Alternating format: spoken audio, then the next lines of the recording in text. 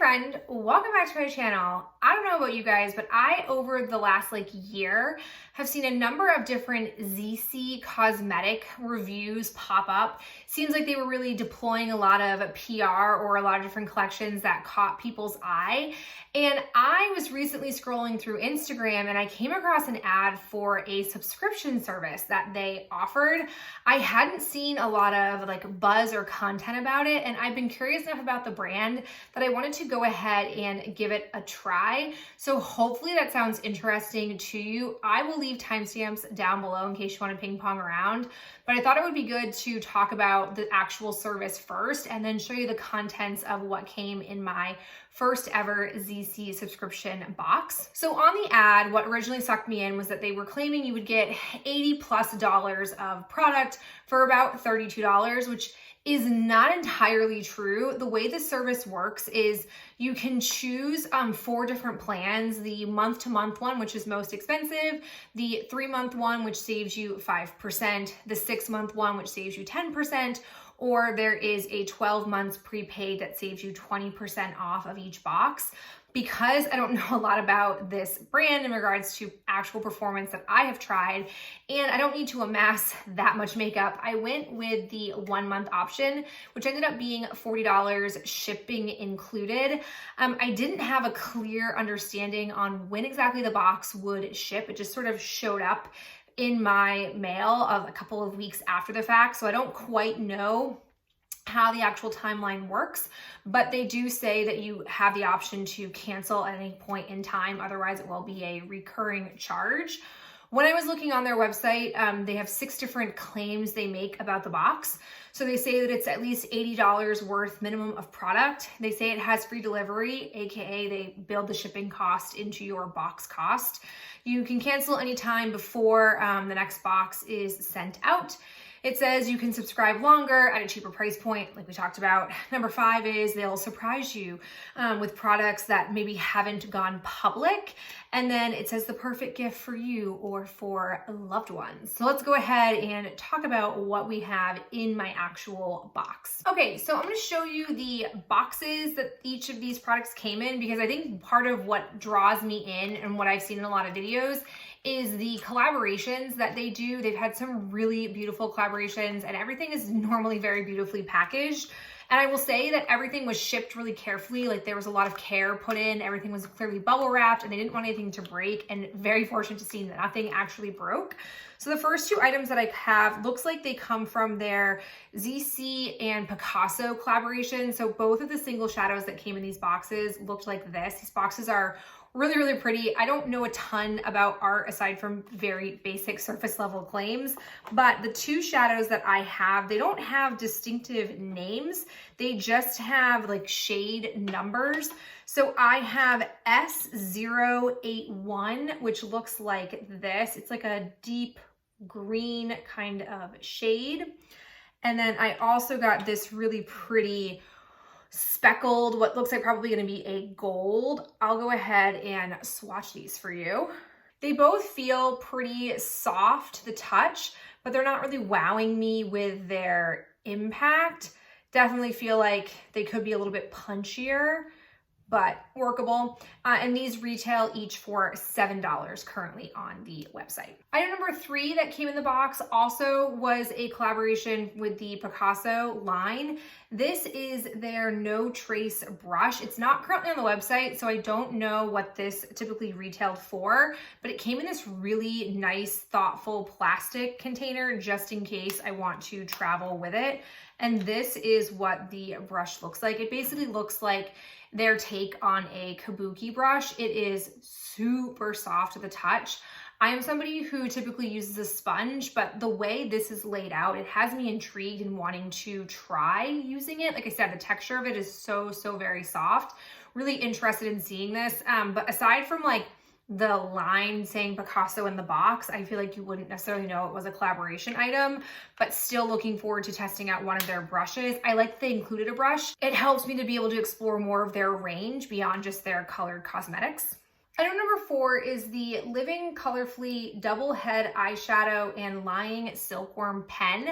This is also not currently on their website, so I don't know what it retails for. They don't have anything else exactly like this, but what you have here is a double-ended, what looks like liner and shadow stick. I'll go ahead and swatch it for you. So you've got like a gold, light gold there, and then you have like a silvery type of liner. I definitely will be curious to see what this looks like in the waterline in particular. This color, you know, I think it's fine, just like a basic gold. Nothing super amazing, but definitely curious to see what it's like because it could be a good like swipe and go kind of product. Fifth item that we have, also not on the website, it is this sponge. It doesn't tell me what exactly the like writing is here, which I'm pretty sure is in Mandarin. I could be wrong, but they don't have any sponges on their site. So I don't know where exactly they typically carry this or what have you, but this is the sponge that I have. I'm not gonna take it out just because I have a current sponge in play, but I'll save it for a backup. Not a bad product to have, similar to getting the brush. I do like getting an application type of product because again, just helps me get more variety and it's not always tied into a color cosmetic, which does not bother me.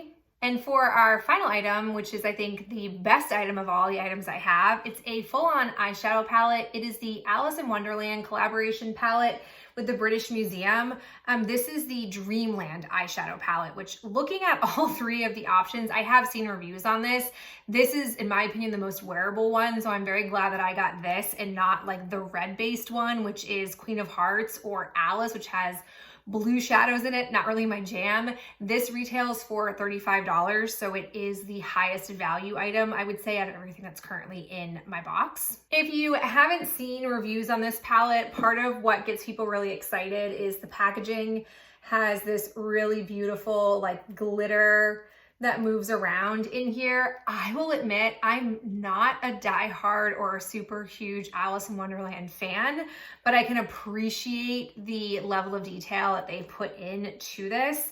This is what the inside of the palette looks like. I've not peeled off the seal. Comes with a brush, and you can see here like lots of pinky, maroony types of shades. To me, again, very wearable. And then you also have 2 blush products in here as well. I'll be honest, they look like the same blush on both sides, but it's not a big deal. It is a really pretty palette. I'll go ahead and give you some swatches of a few of the colors. So I've got for you here one of the blushes and then most of the eyeshadows. I will say the matte ones felt really buttery on my swatch, and then the glitter ones, like these all just felt a little bit just sheer-ish, and then this really metallic-y one here had like a little bit more of that creamy texture. It's definitely a glittery type of palette, and I feel like just initial impression here, it probably wouldn't be standalone palette for me. It might be something that I would use to glitz up an eye look or accessorize another palette with. So now that I've shown you the 6 products, let's just talk about my initial impression on whether or not I think this box is worth it. I definitely think that there are pros and cons. I think one of the cons is it to me is a little bit questionable if I got the $80 minimum that they were talking about. It's really hard to assess when there are certain products that are no longer on the website or are not currently on the website to be able to weigh out what your value is. I will also say that they made that claim that there were items in the box that are not necessarily available, almost like you were getting a preview or like a special set of items. And I feel like a sponge, if that's what you're counting as in that category, or like this product, those don't feel very special. Those don't feel like items where you're like, oh wow, this makes the box super worth it. I know the Picasso brush wasn't on the website, but clearly it was a part of the Picasso collection at one time. So maybe it was just an item that they were trying to get rid of. I'm happy about the brush, but just something to point out. I will also say, on the positive side though, I do like that I wasn't inundated with a lot of weird products in the sense of I wasn't given like a bright blue eyeliner or given green mascara. Like it definitely had colored cosmetics in here that I think I can get good use out of. I really like the idea of getting some single shadows. I really appreciated getting a full palette to try out the range. I think it was really cool to get so eye heavy, but not to get like obscure, clearly just no one was buying these types of products. Because again, the risk you run with most subscription boxes is you're getting essentially items that they're trying to get rid of. And I don't feel like these are items that I'm like, oh yeah, collectively across the board, these clearly were undersellers. I mean, I've seen a lot of buzz about the Alice in Wonderland palette. I've thought about buying it before, but just haven't pulled the trigger because I'm not like the biggest fan of Alice in Wonderland. I would have loved to have seen the Enchanting Egypt collection somewhere represented in my box, but pickers can't be choosers. It's part of their whole subscription service item. I also really did like getting tools because again, I feel like that is not necessarily a throwaway. At least these don't feel like throwaway products. They're ones that I can actually get use out of without having to work that hard. With all of that said, I don't know how the quality will work with my makeup preferences. I'll be curious to give this a whirl. I think I might do one more month of this to be able to increase like my data pool opinion. But after that, even if I like the box a lot, I'll stop because I cannot amass this much makeup every single month. It just does not align with my makeup using preferences. But I'd be curious to know your thoughts about this. Like, have you heard about Zeesea? Have you seen it pop up on other channels the way I have? Have you heard of their box at all? And if you haven't heard of their box, what do you think of the contents or the things that I picked up? I will link, if nothing else, I'll link the items that I can find on their website in my description box in case you want to go and explore them. I'll also give you a link to the Egypt collection because that collection is just a top to bottom, very, very beautiful. But I didn't want to make any purchasing until I got a better feel for the brand. So this might help me do that. So that's it for me. I really hope you appreciated seeing a different type of unboxing. I know unboxings aren't the most popular things these days, but I thought this was still an interesting enough one to warrant showing you on my particular channel. As always, thank you so much for being here and choosing to spend part of your day with me. It means a lot to me, and I'll talk to you in the next video real soon.